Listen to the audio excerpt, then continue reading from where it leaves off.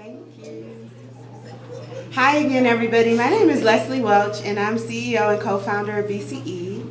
And I realize I've been talking to you for the past 2 days and not said that. And thank you.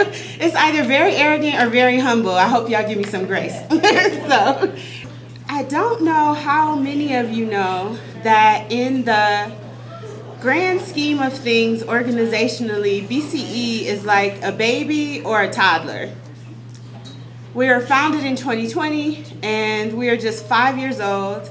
And in this short 5 years, we have started in pandemic and hit the ground running. We have built the plane while we've been flying it, and we have learned some joyful lessons and some very difficult lessons, and we are still learning. One of the things that I have learned as a leader during this time, and I'll use the words of another friend of mine. She says, we're all imperfect leaders. We're all imperfect leaders. And one of the things I think that deters some people from leading is they think they have to be perfect. And like, what are we missing in the world if we have people who are not offering their gifts because they think they have to be perfectly wrapped the first time? So I share that context to say that I'm so excited this morning to share with you in this plenary a variety of offerings and learnings from BCE. So we will talk with you about our shared history. Some of you have been actively a part of that history from the beginning, and some of you are new to it, and we honor all of it. We will talk to you about our data. I know that you all have painstakingly filled out surveys, and you're like, why come? We'll talk about that. We'll talk to you about the leadership model at BCE and how it has evolved and what it looks like today and what that means for how we operate. We will talk to you, most importantly, I think all of you want to know, what is in it for me at BCE besides a fun gathering, right? So we'll share with you the invitations and offerings that we have cultivated and organized in new ways for new scale. I think when I shared yesterday in the welcome, we started off with just 15 of us. There wasn't anybody that me, Nashira, or Marina didn't know. And so when you needed something, you called us, and we gave it to you. Now there's 58 of y'all, and there will be exponentially more. And we need to build for scale, and I'm so excited to have new leadership like Rebecca Polston, our COO, to help us build for scale. So we'll share with you what the invitations and offerings are today, and I hope that you'll be excited by them.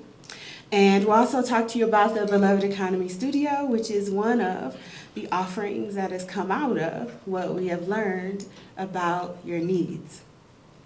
The way that the morning is organized is that we'll do a series of short presentations, and we have a break then for lunch, like to grab lunch and to come back. And then we will do World Cafe style discussions for questions and more feedback and information on all of these topics, right? So the morning organized presentation, music from our lovely DJ Gary in between, and then discussion with our lunch on all of the things. If what we've shared, it hasn't answered your questions, we're here for it, and we're prepared for it. Sound good? Yes. I have a question. Yes. So after lunch, explain how this question answers then goes. Okay. So after lunch, we have what's called World Cafe style discussion. It'll be here, right? So lunch will be here. I'm going to explain. And so the World Cafe style discussion is that each table will have a topic, right? So each table will have a topic. So they'll be organized around our membership, BCE membership, what it means, what's offered. BCE grant making, what the grants are, what's offered, how it's offered. Beloved Economy Studio, what it is, what is offered there, what questions you have there. And the fourth one is Beloved Birth 50 by 50. And if you have questions that don't fit in any of those discussions, we're still here to take those questions. So each table will be discussing a particular issue. Will there be an opportunity at the end for each table to come back and ask the question? Yes. That they have? Yes. Okay. So the way that the cafe works is that you will have an opportunity to discuss 3 of the 4 topics. So you will go to one table, we'll break. You'll go to another table, we'll break. You'll go to another table, we'll break. And then we will come back together all at the end. So it's an opportunity for in-depth discussion around the topics and then to come back together at the end. Does that make sense?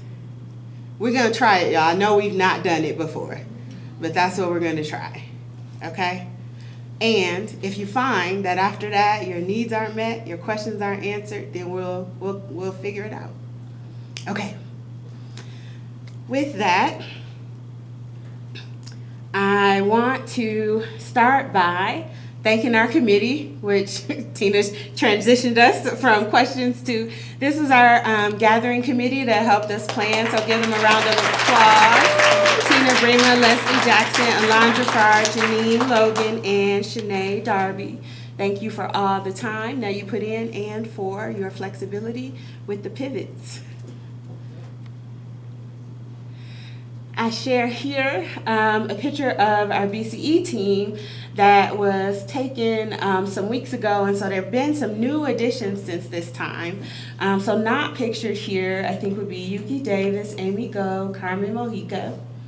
What I would say about our team, for you to know, in terms of how it's built and why, is that we are about, I think, a team of 12 to 14 now.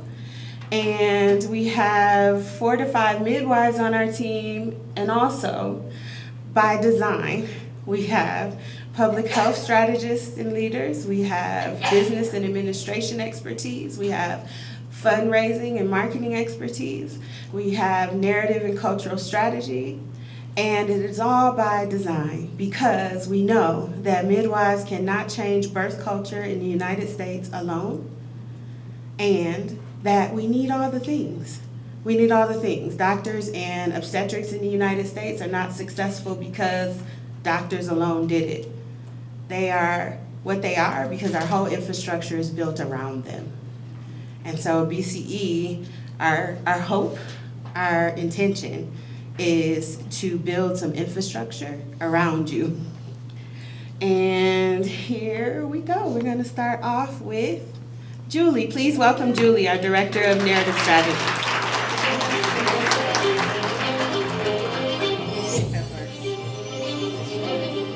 I forgot this one. Hello.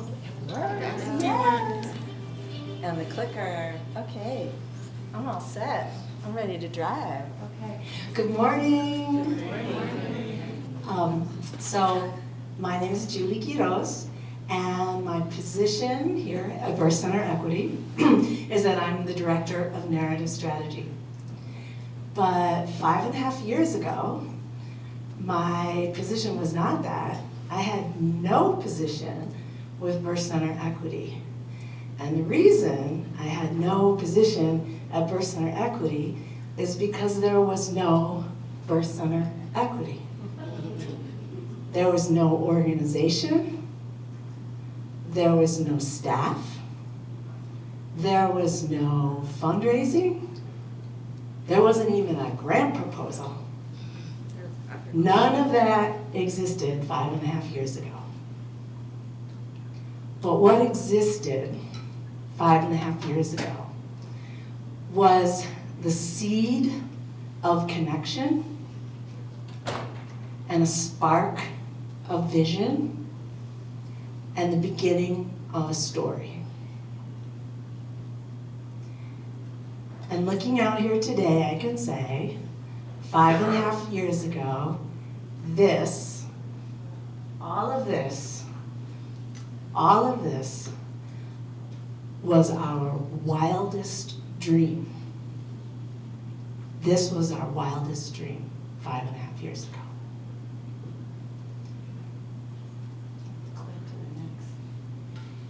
So I have the honor of sharing our evolving history at BCE, and I pulled a quote that just really tickled me because it felt so real to our history, to every phase of our history, and it's from Rosa Parks, who said, "I had no idea that history was being made.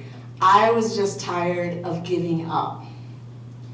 And I felt like, yeah, that felt like the moment, and I bet that maybe feels like a lot of moments for people here, right? So in that seed of connection, we had 2 Black women leaders in 2 different cities across the country who had decided they were tired of giving up on their community. And they were going to build the solutions that they know that our communities can build. And they wanted to make sure that there was safe and loving midwifery care for everyone in their community. And that's where we begin. So this is our history timeline. We worked with a wonderful artist named Noe Mercedes, who lives in San Juan, Puerto Rico, and she put this together for us. And so I just wanted to walk through this a little bit for folks who may not have known all the history or know where you come in. So you can see, let me see if my little pointer works here. I'm not sure how to get the pointer to work. Is that the pointer? Yeah. Oh, look at that. Okay. All right, the pointer's working. All right. So if we look right up here, April of 2020, what was going on in April of 2020?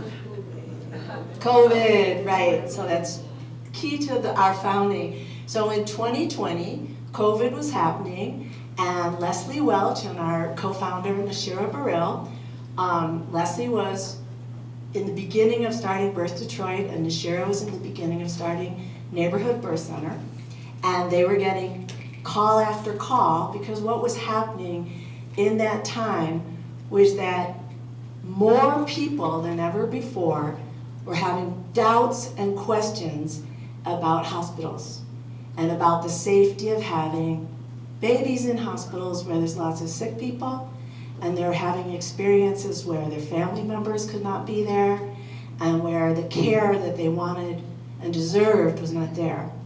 So we had sort of headlines around that. And so Leslie and Nashira had started talking together about, like, let's open birth centers, let's talk together, let's be in sisterhood around this, wild thing that we're trying to do. And then and I was just along for the ride, anything I could do to help.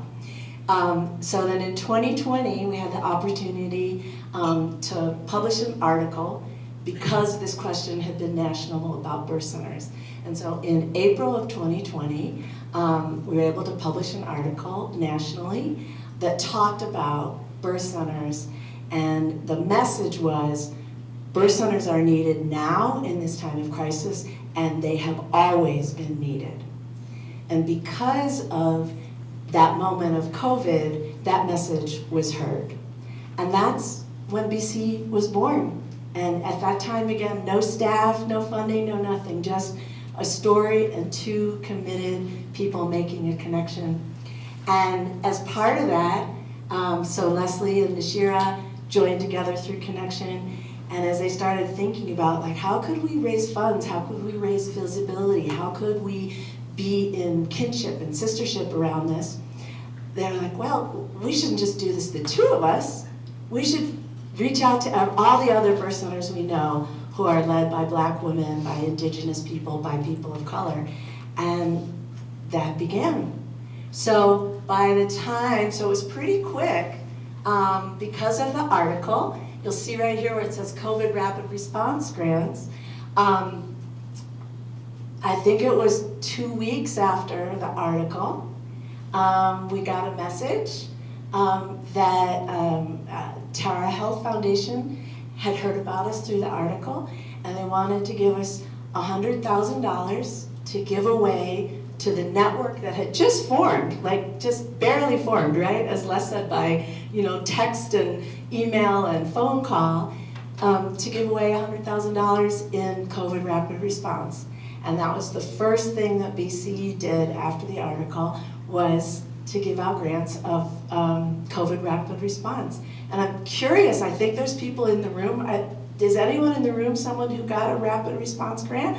Tara, yeah, Rebecca, Anjali, right? Like, yeah, so folks were here, back there, we got Jenny. So that was an incredible surprise. We're like, wow, there's resources out there because we're joining together. So then the next thing, and we'll go quicker through this, and this is, as you're gonna see, it's up on the wall, so you'll be able to look at it more closely throughout the week, throughout these days. But the next thing we have our very first Zoom call, and I think there was 14 folks on there, and it was the first time we gathered folks together. Again, raise your hand if you were on the very first BCE call. A lot of the same folks, yeah, a lot of the same folks. And I think it was Tara. What did you call yourself? What did you name yourself? You don't remember? Does anyone remember what folks called themselves? Mila called us unicorns. Was it Mila? Okay, it was Mila was on there. And folks said, we feel like unicorns. And folks said, we feel like unicorns because I thought I hadn't had a community of people doing the same thing I was doing under the same circumstances.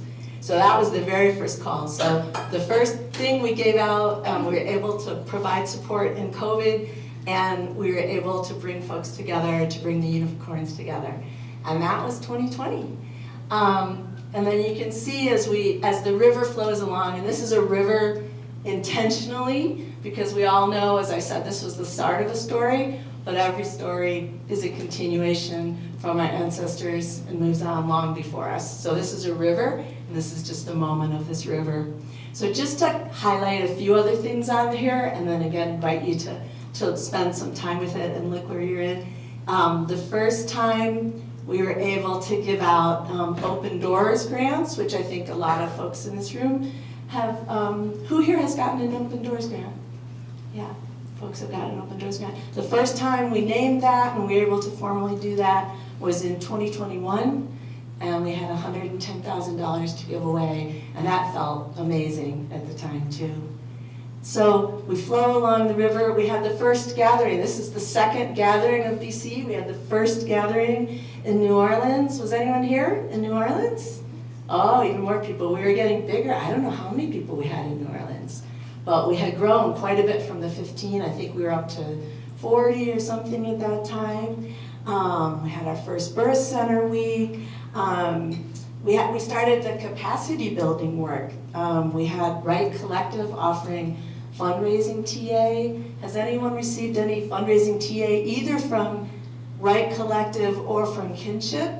Have folks? Yeah, so we started trying to provide more than just, we were providing funding when we could, we were providing wisdom circles for people to talk, and we were trying to provide, like, what are the capacity building needs that folks have. And then let's see, one more, let's see. Yeah, we had, this number's supposed to be 4 million. We started Birth Center Week in 2023, and this year, we had a bunch of folks doing some local events of Birth Center Week. Anyone here do a local event for Birth Center Week? Yes, thank you, thank you. And with the collaboration on social media of everyone, we actually reached 4 million people this year in Birth Center Week. So this is some of our history, Best Brains, which Gianna's going to talk about, which is the Beloved Economy Studio, and recent stuff like the Birth Justice Origin Project. And then our total over all this time period that we've been able to raise and give away, to be able to offer and pass through to midwifery and to the network is 3.8 million.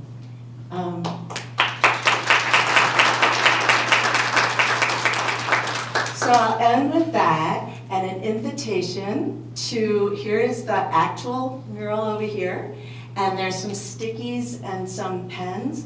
And we'd love if you could come in at some point and just put on there, when did you come into BCE? 23, 24, 25, when did you come in?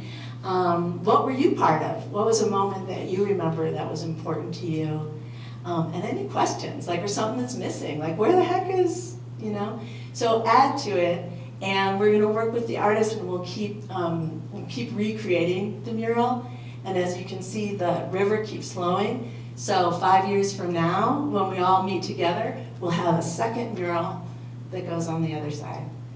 And just to close again, we don't know where the river's going. None of us know right now, right? The world is just a bit unknown. But we know that we have connection. We know that we have vision. And we know that we have a powerful, powerful story. Okay, thank you. So next, I don't know how we can do that. All right. Okay, I think we figured it out. We have our Chief Strategy Officer, Derige, who's not able to be here with us in person, who's here via the interwebs. So she's going to lead us through this next section. Now, start talking, Deanna. I want to make sure it's coming through. Okay. We'll play this game. Can you hear me? Can you hear me now? Yeah. I'm going to put the microphone by my speaker. I made that talk. Hello? Can you guys hear her? Good? Yes. Okay. Okay, go ahead. All right. Hello, buen dia, everyone. I apologize that I can't be with you in person, but speaking of first calls on the Zoom, I am bringing it old school back to you. My name is Derige. I am your Chief Strategy Officer for Birth Center Equity. I was born in Saginaw, Michigan. I'm very proud of my Michigan heritage and all that it's brought me to be.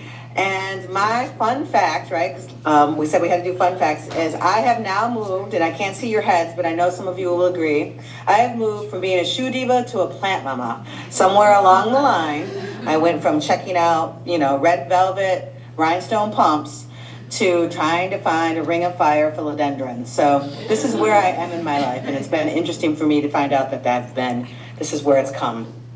I've been asked today to present to you some work on what we're doing in our leadership. I could just change slides. Let me see. There it is. Our shared leadership and liberation model. So many of you have been on us, many, if not all of you in the room, have been with us on this journey as BCE learns to adjust accordingly to the times and the needs of our burgeoning network, and looking for what fit might be best suited for us as we move forward in this work. And so here is a picture of the triad that we're calling our leadership team. And our work right now, what I'll be sharing with you is what we're looking at for the shared leadership and liberation of how we move in space and time to accomplish this work. So as I was entertaining this presentation and trying to figure out how to bring it to you without sounding like a recording, and thinking about all the things that the triad, is what I call ourselves lovingly, does, I thought about the power of three. And threes in nature exist all the time, and you recognize them. We don't always talk about them, but we recognize them. And so for myself, Rebecca, and Leslie, who are the three who have been called upon at this time to lead this work, we recognize that 3 is a prime number. It is the smallest number needed to form a pattern, right? So patterns are weaved into larger beings and larger things. We do 3 out in nature all the time: birth, life, death, past, present, future. We have them in our mythology and our storytelling, the 3 sisters or the 3 fates. We talk about maiden, mother, and crone. We talk about beginning, middles, and end. And as I started to dig down this rabbit hole that was 3, I recognized that 3 was associated with creativity, communication, expansion, and joy. And so I'm very proud to be a member of this 3, the 3 that will be leading this work at this moment in time, right? We're all called to certain works and to certain visions and certain paths, and to this time, this 3 has been called upon. And we get to do this great work because of not just all the passion we bring, but really the amazing individuals this work attracts. Right? People join BCE and part of BCE because it's heart work. There's a calling for them to be part of this work. And so we're very lucky to be part of that and stewards of this work moving forward. Now, it has been a journey, and you've watched from afar or near and been part of our council advisors. You've helped us critique and think through a lot of the work that we've been doing. And so we recognize, as we think about this past year, these past 3 to 6 months, that every system in nature has natural cycles of activity and rest. And that is important for us to hold close to us as we think about this work and moving forward. We need to understand and acknowledge our founding. We did a beautiful presentation right now with Julie talking about our timeline and the pathway it's taken. And we acknowledge that we were started as part of the crisis that was the COVID epidemic, the call to action and organize, and then that this ember of work has always been there to figure out how we can create a space for this network and support community through the expansion of midwifery care, the expansion of Black, Indigenous, people of color's work and birth work. And so we know that this is hard work too, and we are called to do this work. And with that, we have to support each other and how we balance, right, all of the things that call to us. And for instance, this, even me joining right now, I am well aware of all the effort it takes for me to be able to join you.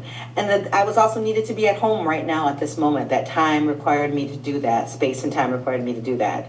And so we recognize, and as much as possible, right, we try to embrace natural cycles of rest and activity, but also recognize that we are part of this movement of energy and time around us.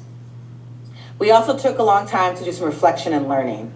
And it is important that we take that time. We want to be a learning organization, but we also want to pay tribute to those people doing the work that have done there and been there. We don't want to recreate the wheel, right? We recognize that time, space, and resources have changed, and that no idea is necessarily original, that we hold this because we're keepers of this knowledge at this moment, right? But it was passed down to us. So we've spent the last 3 to 6 months restructuring, and you've all been privy to this, right? We're understanding the natural cycles, the ebb and flows, that things are, that things will constantly move, that no one's time here is infinite, that things will change. We've had amazing teams and supports, those that are here now, those who've come before. And we've been able to kind of think about what we need right now at this time to move the work forward. We've been reviewing, revisiting, synthesizing what we know, but also more importantly, what we don't know, what we've learned and have yet to learn, what the environment and this time in general calls for us to do. We've been listening, critiquing, and solidifying. We've been listening in critical conversations. We've been hearing feedback, asking for feedback, looking for comments, and we've talked to many of you through laughter and through tears, right? Over coffee and through brown liquor. We've critiqued, looked back at what's been done and look forward about the possibilities. We've talked about our intent in the work that we've done and also the impact, intended or not. And we started to solidify our mission, think about our piece of the sky to hold up, and the realization that we couldn't be everything to everyone. And for any of us, most of you in the room, because I know that that's what brought you here, is this work, is that realizing your limitations is one of the greatest gifts you'll ever learn, and also our greatest hardship, right? Of being able that we can't be everything to everyone all the time. And so we've looked about what BCE can contribute to the network, to the ecosystem, and to the community around us. And so as we thought about this, we thought about what that structure would look like for the team, right? Our leadership team. And we wanted one that would help support us in giving us some guardrails about how we best get our work done. And so we will talk about that, how it's operationalized in a little bit. And we want to be clear that these guardrails, the ways and processes for which we're putting in place aren't meant to be linear, right? We recognize that they're secular. But in order to have growth and innovation, we need to actually know when some things are done, some things are growing, and some things have to move on, right? And so we've put these kind of things in place to try it. We also have looked at models to help our support in our leadership model, in our women's leadership, right? And I'll talk to you a little bit in a second about the VAHA shared women's leadership model. But really we wanted to lead by example here. We wanted to be very clear that we didn't want to burn out, right? We wanted that for each other. We wanted this to be a relay, a shared responsibility, and we knew, right, both innately and all the things that we learned, that we wanted to do things differently, because the same way of doing things right now is killing us. We want to say that out loud. So I'll be sharing with you what we're moving forward with it, and that is the VAHA shared women's leadership model. So we try to look at what models of leadership are out there. How do we learn and support leadership development, growth of a burgeoning organization in this work, and at the same time, in space, support all those things that are important to us as well. And so I went back to some of the readings that we've done, but also looked at a model that my colleague, Leseliey, from Molokai, Hawaii, has been working on for a long time. Nolani's work has really been about women's leadership, but more importantly, her work has transitioned to happiness and what it means to be happy. And so I thought this was a good intersection of the work.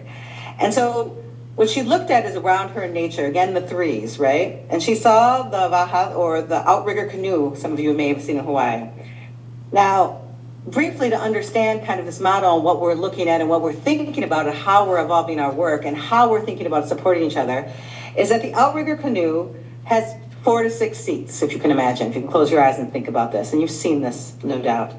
But there are really 3 sections of this canoe. There's the stroker, right? The group that keeps pace, that says this is what we're doing and we're keeping pace, right? This is where we're going, this is what's happening, this is what we want to achieve. We have the power seats, the ones in the middle that are rhythmically rowing the same tempo to get us to where we're going. They are the power that are moving the canoe towards our destination. And then there's the steer person, right? The steerer who's steering the work, like making sure that if we said we're going to said island, whatever our destination is, we're getting there, that they are keeping the steer. And those 3 pieces are important because it allows for a certain a degree of trust and building in that work. And in those positions for long distances, those positions trade off. Power seat won't always be the power seat, right? The steers won't always be the steers. The strokers won't always be the strokers. Everyone will switch roles at a time. And the cycles of activity, right, and rest are essential to reaching our destination safely.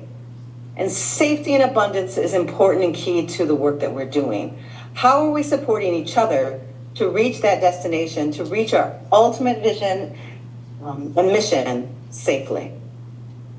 And so we look to think about how we switch up powers. And so again, Rebecca will talk us through how that is operationalized, but what it means is putting focus on certain work at a time and place, right? That there'll be cycles of work for which when we are accepting grant applications, when we are thinking about doing this work, when we are learning and feeding back into the group, when we call people together and talk, where we share our narrative work, we'll be building on that work to support this and to support us as individuals. So again, the idea is that these focused in intense periods of activity or drive, whoever's in the power seat, right, we can move forward because they know there's going to be a change in the power seat. That the endurance required to get us through wherever we need to is offset by knowing that there's a period of rest to follow. We are going to embrace rest. Rest is our liberation, rest is our resistance. And it is in that rest that we can build innovation, right? We can come back with the creativity and the endurance for the next round.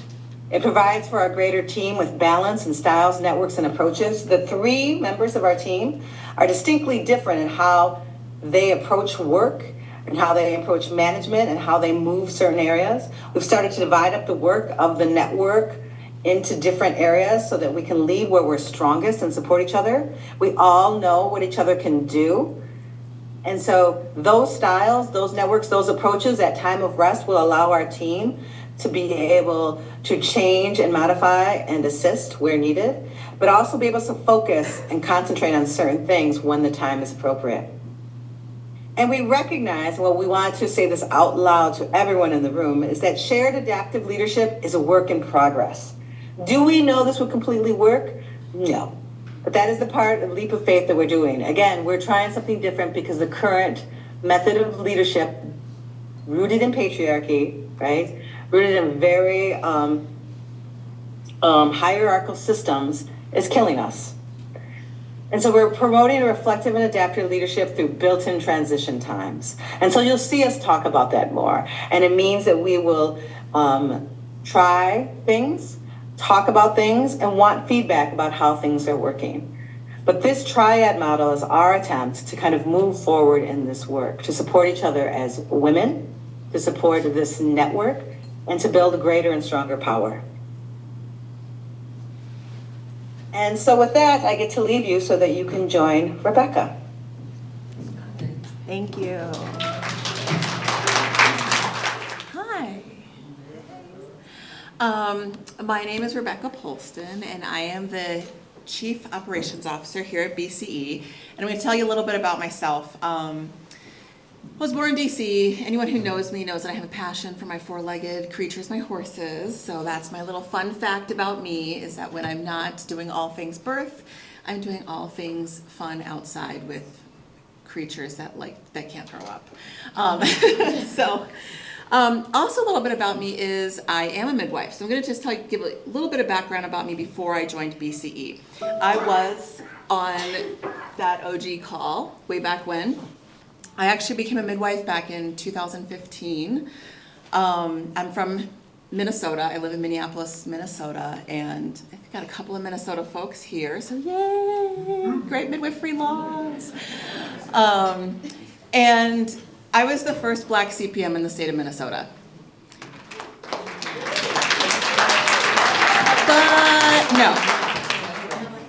But no, because being the first means that there wasn't someone before. And we all know the reasons why. This isn't a presentation on the deep history of why we as Black midwives only make up 2% of the midwifery workforce. But I want to acknowledge, that that is what we are all, the water in which we're all swimming, right? I own Roots Community Birth Center, which is the first Black-owned birth center in the state of Minnesota. I think, and I want to be wrong about this, so I'm really open to correction, that I'm the first CABC accredited Black-owned birth center in the country as well. So I want to I'm going to give a little bit of a shout out. I want to thank our midwifery laws for Kate Hogan, who's in the way back, who was the person who worked on the original midwifery birth center licensing laws in the state of Minnesota. So there's a reason she's here with us. She worked very tirelessly on those laws, and they're really good ones. I know I've shared them with many of you who are working on legislation. So I'm going to talk, I joined BCE as staff just in August, but prior to that I was both a recipient of grant funds. BCE really came in clutch when I fell off of one of my horses and broke a leg, and had no short-term disability insurance in place. So many mistakes as a business owner and a leader, and BCE definitely helped me with that. BCE has also helped contribute to the building that I am building. This is before I came on as staff, to be very, very clear, but full transparency. And I also did consulting for BCE. I have done consulting for both BCE and for other network members, because I connected through our channels with other Black birth center leaders and realized that there was so much knowledge and information that I wish I had, that mistakes that I made that were so expensive, that took me to the brink of failure, and I didn't want that for anyone else doing this. There aren't enough of us. There isn't actually a playbook. There isn't a roadmap, and we're all trying to do it in our varied ecosystems that are, each state, each county, each city has different regulations and needs. So joining BCE was a really nice logical step for me to say, how do I level up my contribution into the ecosphere now that I've cultivated within in my own community leadership? How do I then share this also? So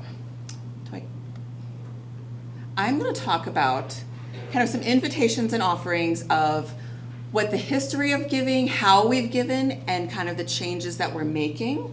But also kind of talk about what those relationships are between the network and the organization and how we are all one and the same. BCE started with actually a very intentional history of radical philanthropy. So this was the idea that giving wasn't through some, a program officer. Any of you who've had funding from other foundations, that sometimes there's a program officer and sometimes that person doesn't get it and you have to convince them and all this stuff, and there's a place for that. But the BCE started with this radical idea that when we get resources in, we do a bucket tip and it just goes out. That it was just sharing what came in. And it was relational, and that is very appropriate at a small scale. But as we have learned, as the need has grown, as the awareness has grown, because BCE isn't the only organization that's grown for Black maternal health in this country. Following COVID, this became a national conversation. We are not the only ones in the ecosphere talking about this. There are amazing organizations also doing this work, and so everyone is growing at the same time as this has become a national awareness. Over time, these dynamics and stressors have changed. They've shifted, the funding picture has shifted, the regulatory environment has shifted, as we all know. And we've also gained more wisdom about how things work. In the same way when I opened my birth center, I legitimately thought I was a home birth midwife for many years. I was like, I'm just gonna do home births in this building and it'll be great. It'll be so easy. Lots of really humbling lessons that's not actually how a birth center works. Same thing with giving and cultivating resources. BC has also learned a lot over the years on that. So as a part of that, we are updating our methodology in how we do this, and we're going to talk about that in a little bit. And this was something that was really important to me as a community midwife, is wanting to center the midwifery and the birth centers in the network. And this is something that I've really enjoyed kind of helping to contribute to creating a deeper bench of community-based midwives on staff here to talk about the reality of what it means to work, create, and lead community-based midwifery practices. The network is BCE and BCE is the network. We don't exist in a vacuum. You all don't exist in a vacuum. We are symbiotic in relationship. Because if there isn't a network, why are we here? It's really important that we represent the feet on the ground and the wisdom that is generated by just plain showing up every day, running payroll, and then catching a baby at 2 a.m, and all those pieces. Let me see. So, we're going to talk about the network circle. Some of you may have heard of this. How many have heard of you're in a network circle? Some, a little fuzzy, right? So this is one of the lessons. We're trying to articulate this stuff more clearly so that everyone really understands this. So we have 3 circles. We have a community circle, a capital circle, and a catalyst circle. The community circle is for network members at all stages of development. So you can be like, this is a great idea, I want to do it. I might be 10 years from it. It might be, I just want to support someone else doing it. That's where the community circle is. So we really open arms, bring your ideas, bring your learning. Here we are.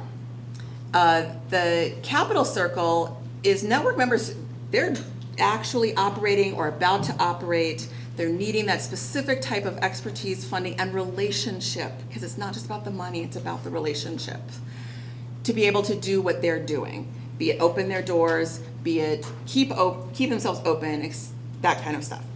The catalyst circle is for birth centers that are engaged in really kind of larger scale ecosystem impact projects. That's a small circle. There's a handful of us in the country who are kind of growing into that, okay, now we lead. And that's it. And we've got unique stressors and unique solidarity that we have, and unique resources that we need. So this is an at-a-glance membership requirements. What does it take to be a member, right? Because we hear that sometimes. How do I become a member? Is there a mythical application somewhere? Yes, there is a process. We're not looking for members who are trying to open a dental clinic. You know, we're kind of focused. But requirements are that you do an intake with our staff, and I'll talk about our staff in a little bit. We do 3 power hours a year, a wisdom circle every year, do the annual survey, join focus groups as they arise, and that we're going to provide a media kit of a BCE link in your socials as well. And I will get to what comes the other way too. As you can see on this chart, the different levels of circles have different activities and requirements. What do you get for that? You get those same opportunities to connect as a community, but as in the community circle, you get to come here to the gathering every couple of years.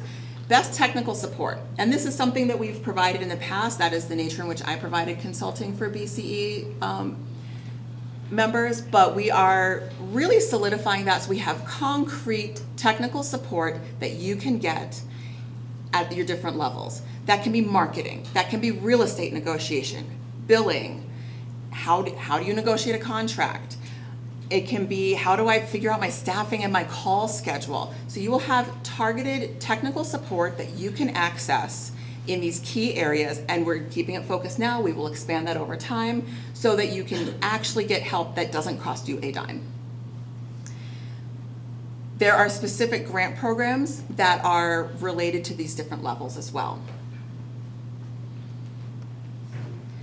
One of the things that's also shifting is our outward communication. So the website is going through a redesign right now, and there will be a BCE Network member portal, which is just for members for the, I don't know how other folks feel. Sometimes, you know, you come up with a really great idea, you share it, you just don't want it out there on the interwebs for everyone to take. Well, we're gonna create a special place where that interaction can be curated, feel safe, and have resources for you. In there will also be a formal grant making process. This is brand new for us. I know there's going to be a lot of questions about this, and I will be here for it. So we actually have a grant making portal now with good grants that will be open next year, where there will be specific grant programs and application process so that it will be a clear, transparent, open process of how you get the cash resources that we have. And they're going to be at different levels. And when I talk about the actual grants, we'll talk about it. If you need just $500, we're not going to make you do a ton of paperwork. That's ridiculous. You need 50, we're going to have a deeper conversation. That's reasonable.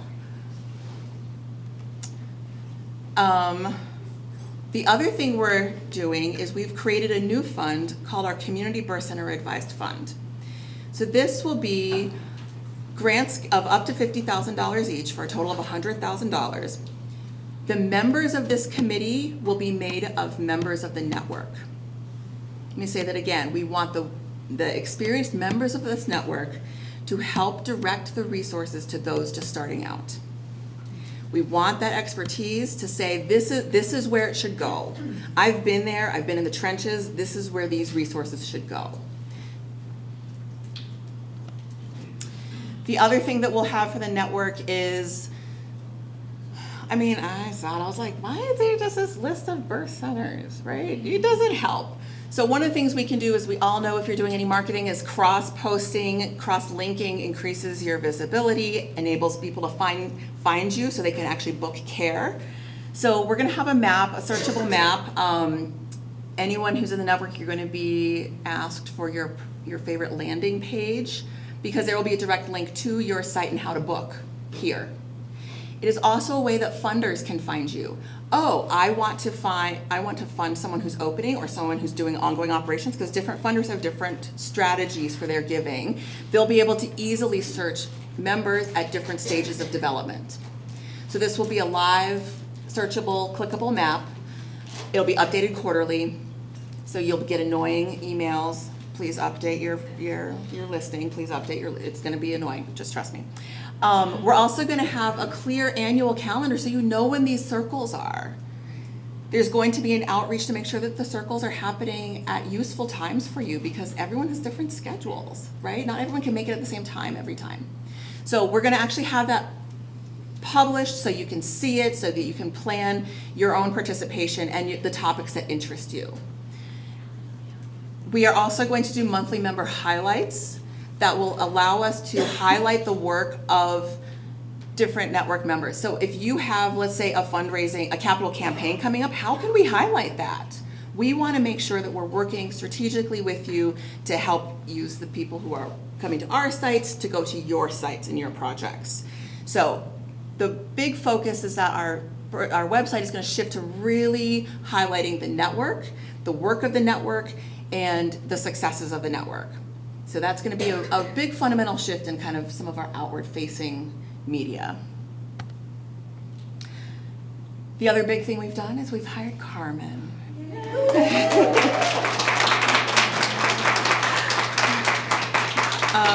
Carmen brings a wealth of experience as both a midwife, as an educator. I felt it was very important to have someone who knew what it was like to get midwives across the line into midwifery and graduate, because you know when you're opening a birth center, it's like being in school all over again. Anyone who's gone through that. And so Carmen is going to be here as our network engagement director with her amazing staff person, Mia, who can't be with us here today, who's awesome. Some of you may have interacted with her. She's amazing. But together as that team, they're going to really curate this educational experience, be a sounding board, help people navigate our grant process, and really help make sure that we are keeping the experience of community midwives at the heart of all of our work. We've gone through that. These are more in depth. These are all in the membership packet also that you all are received. Has everyone received? They'll get it in the World Cafe. Oh, you'll get your membership packet in the World Cafe. So that's another thing, is we're having a membership packet for everyone. So here are the grant programs. Technical support, every birth center gets $5,000 in technical support annually. So it can be lots of different formats, lots of different ways. Everyone's clicked, it will be on the website. So you don't have to let our wonderful web designer also do the work. This will be rolling throughout the year. We have a Midwife Love Fund. This is the idea of like when people like me break a leg, when someone's having a health crisis, just a way that we can easily get you some cash to just make life a little bit easier. It's not tied to it, just the idea is for it to be really flexible and quick so that it can get into your bank account very quickly as opposed to taking a long process. The rapid response is for established birth centers only. This will also be a rolling program, and that is up to $10,000. That's, I'm short on payroll. That is, I need to pay my malpractice insurance. The roof caved in, and this is my deductible for my insurance. That's the idea behind that. That is for established birth centers and the unique needs that established birth centers have. Also, the idea is that it will be a quicker turnaround in access. The Best Brains program. This is an invite-only program, and so you will have opportunities to interact with Carmen, and so this is where we identify birth centers that may need really in-depth technical assistance. So it is for established birth centers only. The first one we did was at Atlanta Birth Center, where we brought together a bunch of subject matter experts to dive into Atlanta and see what resources they needed for their success.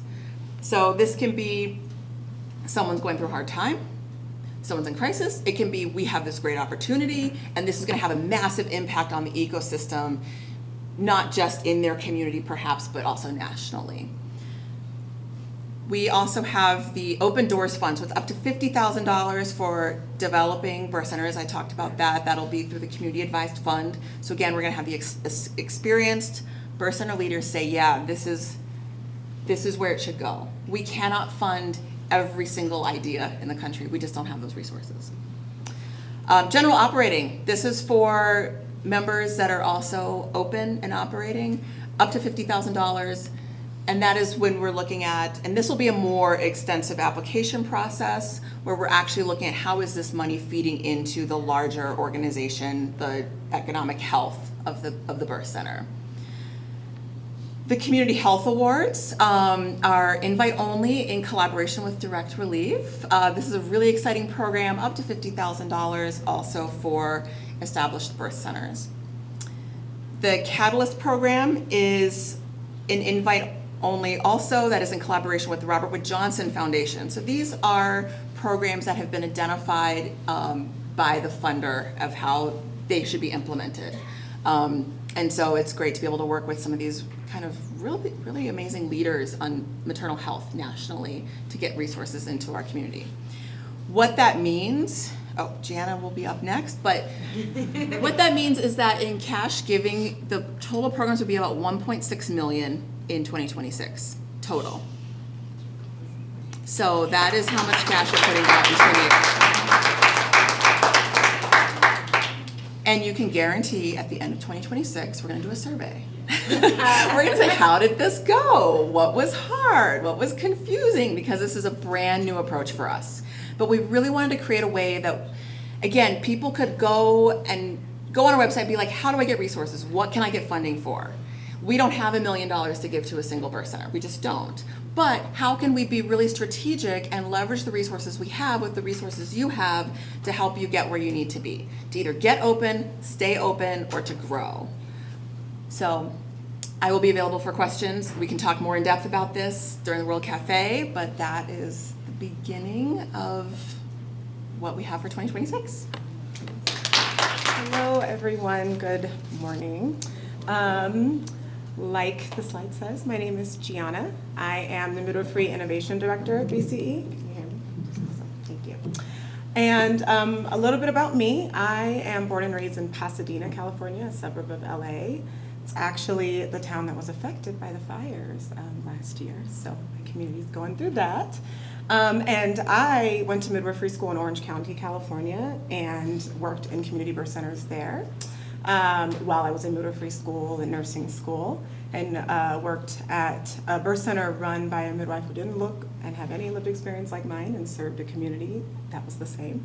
But fell in love with birth and watched her grow from 1 birth centers to 3 in the 3 years that I was with her, from her own private funding and all of that. But got to see the struggle that she still had operating community birth centers in a high resource area.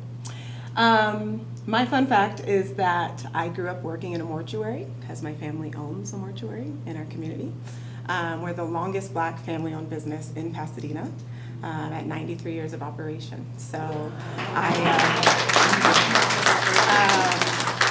I was doing hair with my Aunt Vanny on deceased people and makeup, like that's what I did at 15 years old. So all the Holloway Welch kids that are here helping and working, this is a really great family business. So it's mine, but it was just a unique experience. And that's our motto. And the way that I approach birth work and work in community is, we hold an esteemed role in our communities as people that are healers, are there for spiritual transition, right? So midwifery work and death work is very linked, I have learned over time. So yeah, that's a little bit about me. I joined BCE in 23, and I live in Detroit now. I am excited to talk to you guys about BEST, the Beloved Economy Studio that everyone's kind of sprinkled in.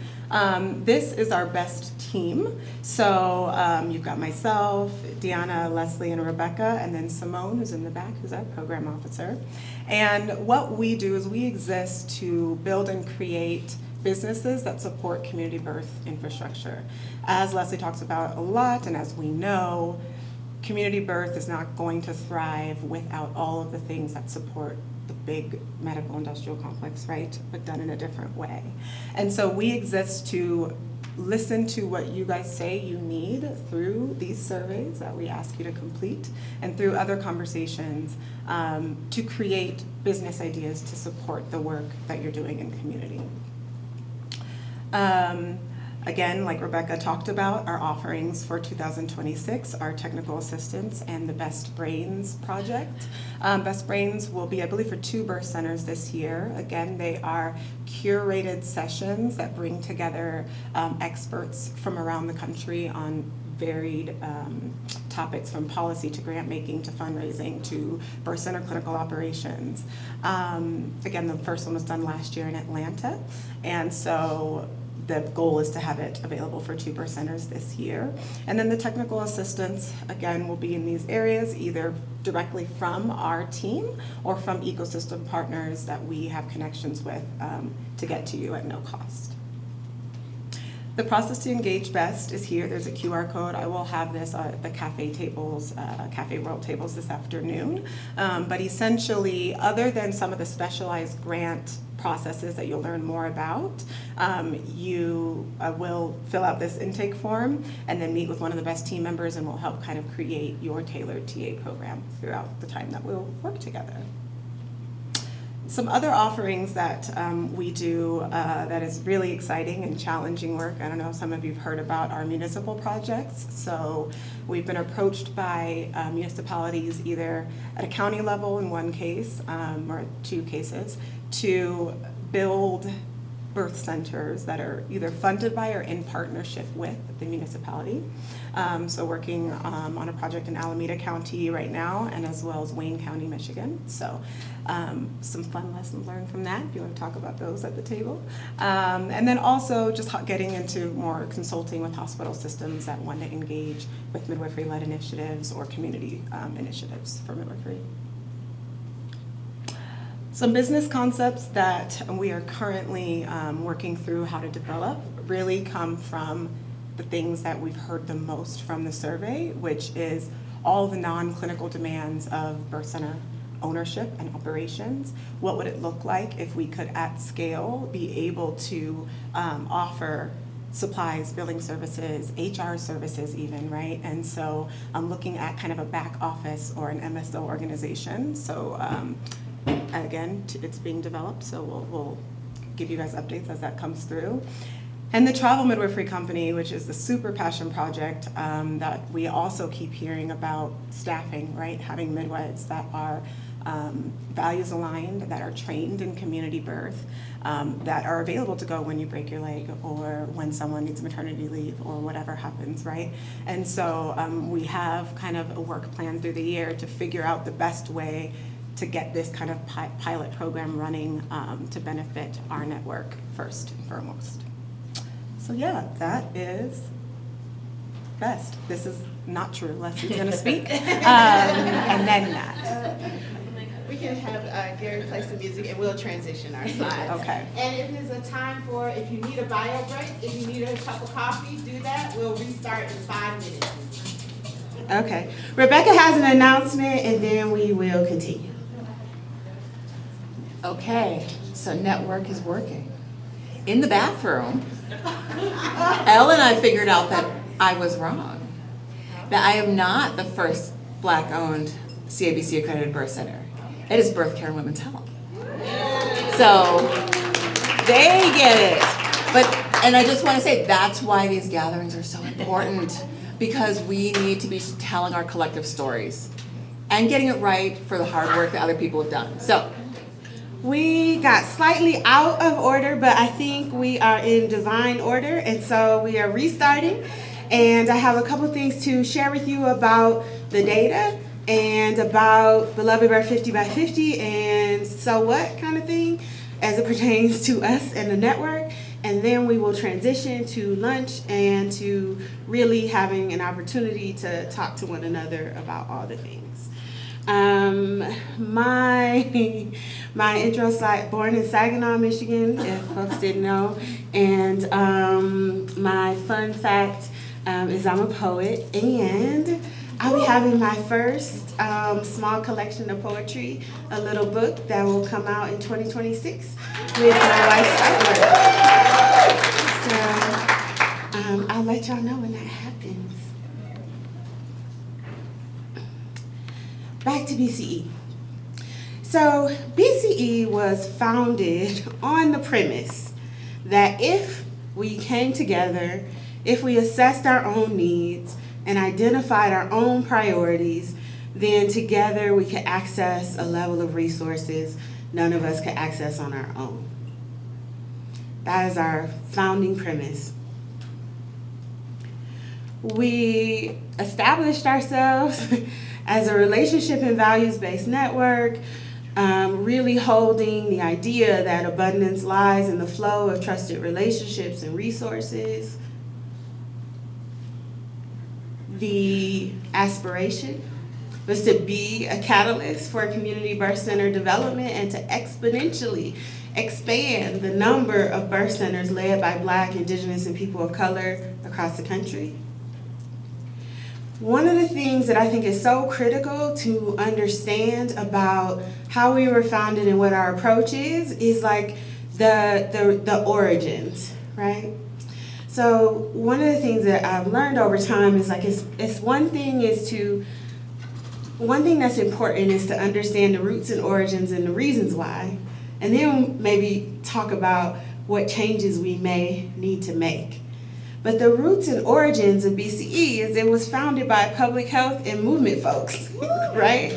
So it was founded by Nashira and I as public health professionals trying to build birth centers and working in collaboration with midwives in our communities, and also by folks who are doing full spectrum resource generation in other movement spaces, like environmental health, like culture and arts, all of those things. And so the fundamental idea was to bring all these tools to the toolbox to increase access to midwifery care and to support birth centers, right?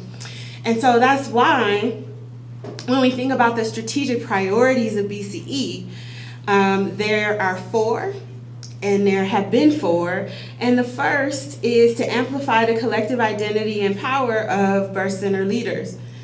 When we started in 2020 and we reached out to AABC and we said, how many birth centers are there led by folks of color across the United States? How many names do you think they gave us? 2. 2. They weren't even counting us, you all.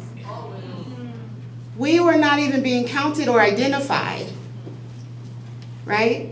And this is important because I don't want to suggest that midwives of color weren't being counted. Again, focusing on infrastructure, that we certainly know that our midwife elders and our midwife leaders have been midwifing and leading without us for a very, very long time. But when we think about the things that are necessary to build infrastructure, we weren't being infrastructurally counted at that time. Is that clear?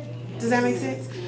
And so our one of our strategic pillars was to create an identity as leaders of color opening, operating, and growing birth centers. The second was to make strategic investments as a by us, for us, grant maker and catalyst with deep field expertise and capacity building capability, right? So to say, hey, we are here to direct and help direct and generate resources to our own community. And third, the catalyst, advancing sustainability through business and leadership development. And fourth, culture, using narrative to inspire a culture that values birth centers as essential community birth infrastructure. Because we all swim in the water of culture. We can build the best buildings, we can create the best teams, we can create organizations like BCE, but we still operate in a culture and in a political environment, in a financial environment that does not support optimal maternal health care for anyone, and especially for people of color, right? We also still operate in a philanthropic environment that is not friendly to people of color.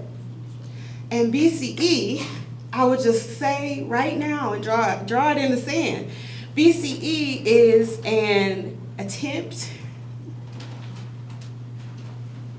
to do some work to change that, but we are not the 100% only answer. It's not who we are. We can't be everything, right? Like, we still operate in a patriarchal, white-centered, philanthropic environment. There's a new report that just came out by a Black philanthropist organization just really outlaying what philanthropy has looked like from 2020 to 2025 and what that has meant on a broad scale for our organizations, right? So we simultaneously, it's this idea that we have to implement multiple strategies to get the result that we want in the world. Yes? Yes. Okay.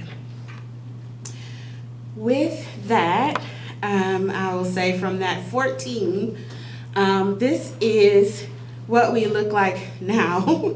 So in 2020, when they gave us those two names, we reached out to midwives we knew, like Jenny Joseph, like Michelle Drew, and we created a snowball list of folks of color who were out there running their birth centers. And we got on that first Zoom call in 2020. And this is what the network has grown into. 62 network members, 53 of whom took the network survey. 28 birth centers are established and providing birth center birth, and 27 as developing birth centers, raising funds to open their birth centers or build them, and some of those within the 27 are also still providing easy access clinic care or perinatal care as they're working to open their birth centers. We exist in 24 U.S. states, in Washington, D.C., in Puerto Rico, and newly this year in Mexico. And based on, and this is just based on the survey data, have touched the lives of 2,588 birth center clients annually as a network. Now, one of the things that we did to work on building a collective identity was to do a survey. So our first survey, Nashira and I wrote it, and it was very long. Do y'all remember that first survey? It was very long. And we have changed and evolved the survey over time. Is it perfect? Nope. Will it change? Probably. And the reason why we do the survey is to be able to name and define and quantify the network, again, on that premise that I shared as our founding premise, to be able to support birth center financial security, capacity building, and capital resources. In the beginning, the survey itself was your grant application for BCE. Right? So we didn't have the portal we have now, we just had your survey. That was your grant application for BCE, and that is what we use. We are evolving, we are growing. Third, data to develop solutions to birth center business challenges. One of the things we asked you in the survey is like, what are the challenges you're facing and what do you need? That is where the idea for the Beloved Economy Business Studio came from. It's like all of us have business needs, and many of our birth centers are contracting with folks to meet those needs, and most of us are contracting with folks who are not Black, Indigenous, or people of color to meet those needs. And so my business mind is like, what if we could build our own businesses to meet our own business needs? That is what a business studio is, yes? And we are not there yet, but that is where we're going, and that is what we're envisioning, and this is a start. And then finally, using the data to increase our collective visibility and the demand for birth centers. This is why we have National Birth Center Week, right? Folks ask, like, who is Birth Center Week for? It is for everybody, and it is really to amplify the visibility of Black, Indigenous, and people of color-led birth centers and all birth centers in the United States. It got a congressional resolution last year, and it will continue to grow. And one of the primary audiences is like the public, is your communities, is people to know that you exist, we exist, and that birth center care is for them. And then Beloved Birth 50 by 50, which is the newest national initiative we launched, and I'm going to explain why and what that is. So Beloved Birth 50 by 50 is the bold and audacious goal that by 2050, 50% of babies in the U.S. will come into the world with the care of midwives.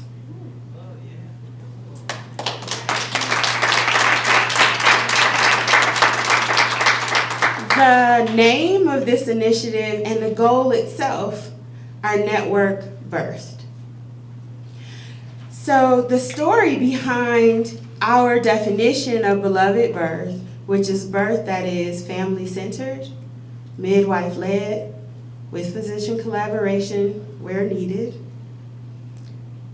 community-held, and honoring and respecting the inherent value of all people and of all credentials.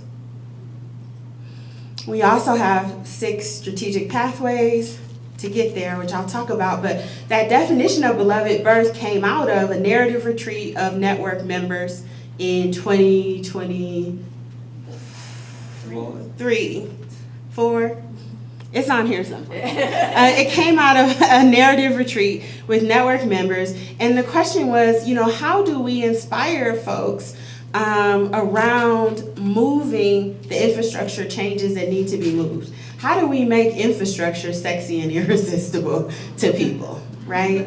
And so that is where the definition of beloved birth came from, to create a really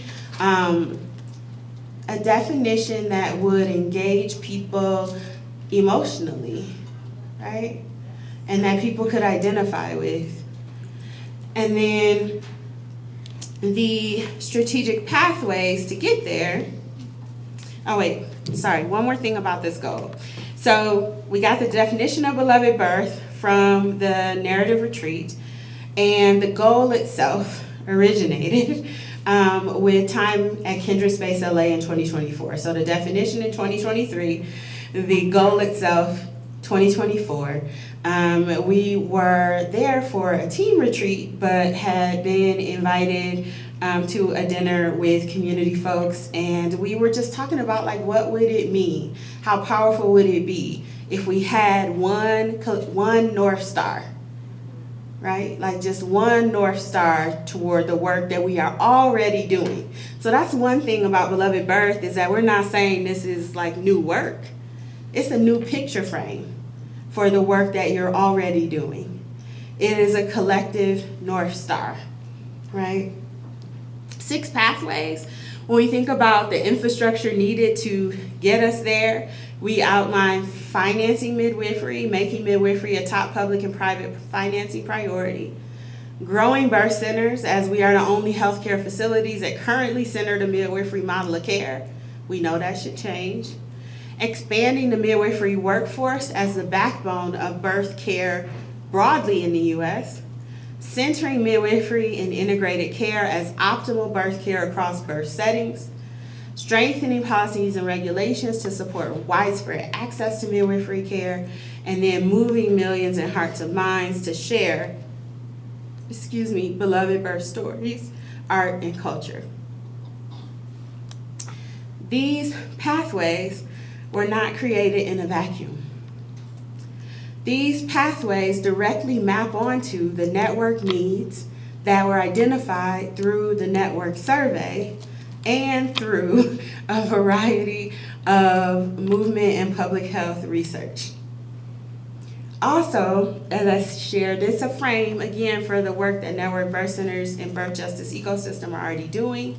The hope with Beloved Birth 50 by 50 is to engage folks who are not the choir, to engage folks who won't come sit here with us in Santa Fe and talk about this work, to engage the folks who are making healthcare finance decisions in a vacuum without us, right? And so to move folks across disciplines and in the public to support midwifery and birth centers, for our network in particular to grow powerful new allies, to create opportunities to elevate our work, and to increase resources by cultivating new funding and investment opportunities. And I know I want to be conscious of our time. I'll share and highlight some of the data from the survey and also some of the ways it maps on, right?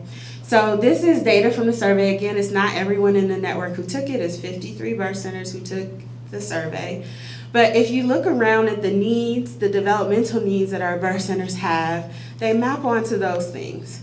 Financial planning and forecasting, strategic planning, hiring and workforce development, insurance and reimbursement setup, marketing and client acquisition.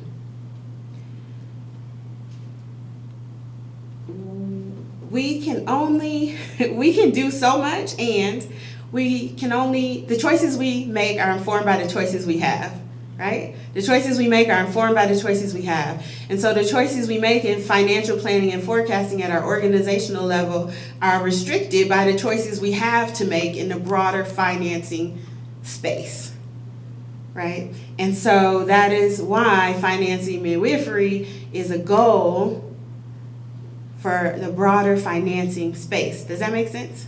Y'all with me? Okay, so these are needs that we not only use to help inform what BCE offers through the Beloved Economy Studio, but also what we talk about and what we prioritize when we engage other stakeholders who can help change the context in which we are all doing our work. On the finance side, our birth centers in the network are predominantly, or not predominantly, but I would say disproportionately nonprofit when you look at the rest of the birth centers nationally, right? So we know that the majority of birth centers nationally, over 400, are for-profit businesses. We know that they are started individually, often by white midwives with resources from their private practices, from loans and family gifts. It's not easy for anybody to start a birth center, and it's just more difficult for folks of color because of the ways that we have distributed resources and opportunity based on race. And it stands then to reason that a disproportionate number of our birth centers would be reliant upon philanthropy and fundraising.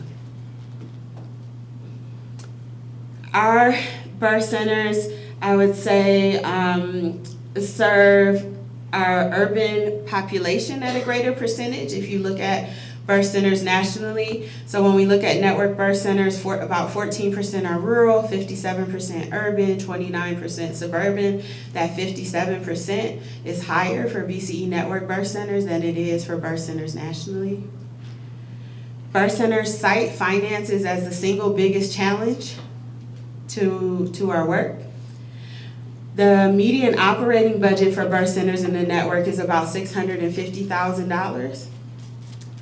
The maximum budget for those in the network who took the survey is about $4 million.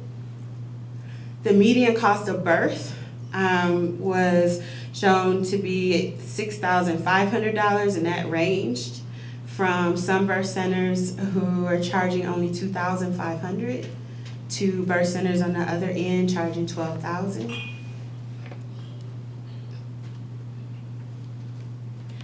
We asked what resources would be most helpful, and you'll see that grant funding and assistance was a primary, or continues to be the primary request. Equity investment is there, low interest loans, crowdfunding, Medicaid, and insurance reimbursement guidance. So all responses to what would be most helpful in this area. This is an interesting slide too, because when we started talking about full spectrum capital, and we talked about grants, loans, debt, and equity investment, a lot of our network members didn't know what equity investment was, right? So our level of financial knowledge, I would say, has increased over the last 5 years. Funding distributed to network members. So this chart indicates the funding BCE has put into the network year over year. So I know we have on here the 3.8, but you can see what we started with, what we grew into, and you can see the fluctuation over time, largely as a result of the fluctuation in the external environment and mapping onto the commitments that many philanthropists and foundations made in the wake of COVID and George Floyd, and then the commitments that were rescinded in the last 2 years. Workforce, what did you all have to say about workforce? 88% cited midwifery workforce challenges. It's the reason why Gianna is working on a program to try to help fill in some of those gaps. 75% of member birth centers are training student midwives. This is big because when we compare it to birth centers largely, that percentage is not that high. So not only do you see BCE Network birth centers who are disproportionately, or not who are serving a higher number of urban families, we're also more invested in training our own midwives.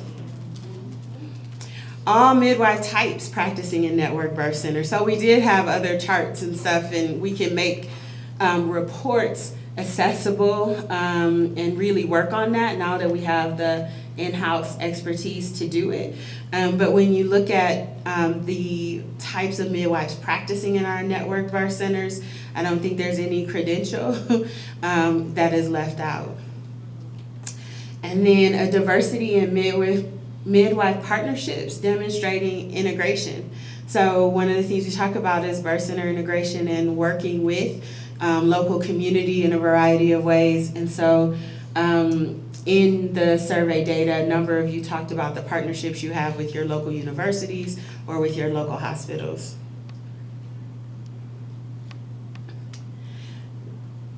On the topic of workforce still, these were some important pieces of information about how our birth centers are supporting midwives themselves. One of the things that we started with BCE is that not only do we want an environment where families thrive, but we don't want our families to thrive at the expense of our midwives. So the dream or the vision is a world where both families, midwives, and our communities thrive. And so thinking about how our midwives are employed or paid, whether or not they have liability insurance, whether or not they have health insurance, is all very important. And so you can see the employment status of midwives in the network with, I think, looking at a little less than half or about half being paid full-time staff, some part-time, some contractors, and some people are catching babies as volunteers, right? Having professional liability insurance, you can see the percentage of network birth centers who have and don't have professional liability insurance, and the percentage of network birth centers who are offering health insurance benefit, right? Which is important to consider and to think about in terms of what we need to sustain the work. And then on the topic of policies and regulations, again, just sharing some highlights, so finance, workforce, policy as the highlights. Our member birth centers licensed and accredited, so you can see what was reported there about the number of birth centers in the network that are licensed, the number seeking accreditation or licensure, and the number accredited by CABC amongst the 58, or really the 30 that are established, so 6. Do regulations and licensure exist in member states? So a lot of folks said regulations exist, but they need revision. Regulations exist and do not need revision, so a smaller number said, hey, our laws are good in our state, and we need to learn from those, and I need to wrap it up. And then Birth Center Week.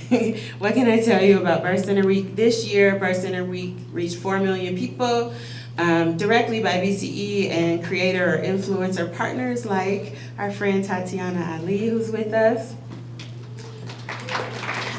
And Network Birth Centers released original Birth Center Week social media content and also did their own local events. And I will share too that we found that there were organizations not affiliated with BCE at all, or birth centers not affiliated with BCE at all, who were supporting and uplifting Birth Center Week and midwifery as important. What we have for you next. So next we have for you lunch, and we have for you an opportunity for us to stop talking at you. And so we'll ask or invite you to have lunch and then rejoin us in this room for the World Cafe discussions. So have lunch, rejoin us in this room with your questions and all the things here in this room. And I think, let me tell you the setup for those really fast and the timing. And then we will let you go. Can you have me just have my laptop? That's easier.